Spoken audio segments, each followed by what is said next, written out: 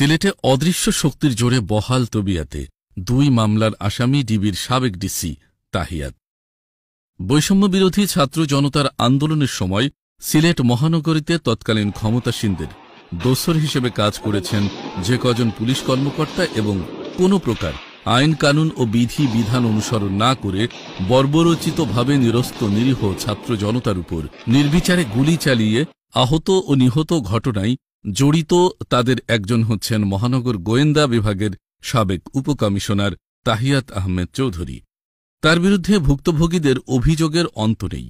ভুক্তভোগীদের দাবি, ছাত্র জনতা, বিএনপি, জামাত এবং এর অঙ্গ সংগঠনের নেতাকর্মীদের আটক, গ্রেপ্তার, বাড়ি বাড়ি গিয়ে অভিযানের নেপথ্যে ছিলেন তিনি। এসব ছাড়াও আন্দোলনকালীন সময়ে তার ভূমিকা ছিল ছাত্রলীগ, যুবলীগ, স্বেচ্ছাসেবক লীগের নেতাকর্মীদের মতোই। গত 5ই আগস্ট পরবর্তী প্রেক্ষাপটে মামলায় আসামি হওয়া অন্য সব পুলিশ কর্মকর্তারা সংযুক্তি, বদলি, বরখাস্ত হলেও অদৃশ্য ক্ষমতা বলে তিনি সিলেটের কর্মস্থলেই আছেন, ঘুরে বেড়াচ্ছেন বীরদর্পে। এটা মানতে নারাজ সিলেটের সর্বস্তরের ছাত্র জনতা, বিভিন্ন রাজনৈতিক মহল, গণমাধ্যম কর্মী এবং সুশীল সমাজ। এ পুলিশ কর্মকর্তার বিরুদ্ধে দ্রুত আইনগত ব্যবস্থা গ্রহণের দাবি উঠেছে জোরে সোরে।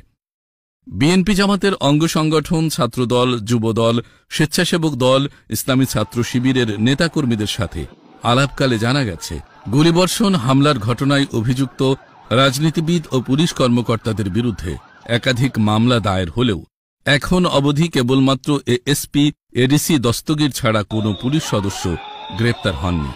আওয়ামী লীগ, যুবলীগ, স্বেচ্ছাসেবক লীগ ও ছাত্রলীগ নেতাকর্মী গ্রেপ্তারের সংখ্যাও খুবই নগণ্য। নামমাত্র কয়েকজন পুলিশ কর্মকর্তাকে সিলেট থেকে অন্যত্র বদলি, পদায়ন করা হয়েছে, কিন্তু জুলাই আগস্টকালীন মহানগর গোয়েন্দা পুলিশের সাবেক উপকমিশনার তাহিয়াত আহমেদ চৌধুরীকে বদলি বা বরখাস্তও করা হয়নি।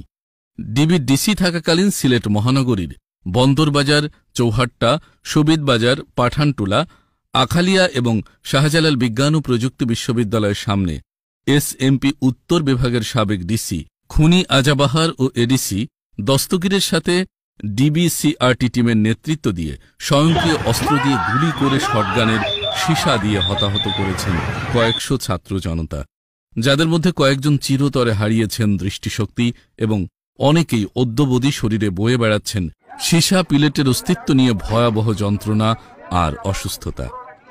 নেতাকর্মীদের অনেকেই নাম প্রকাশ না করার শর্তে বলেন, তাহিয়াতের বাড়ি সিলেট বিভাগের মৌলভীবাজার জেলায়। এসএমপি সিলেটে বদলির পরবর্তী ডিসি ডিবি পদে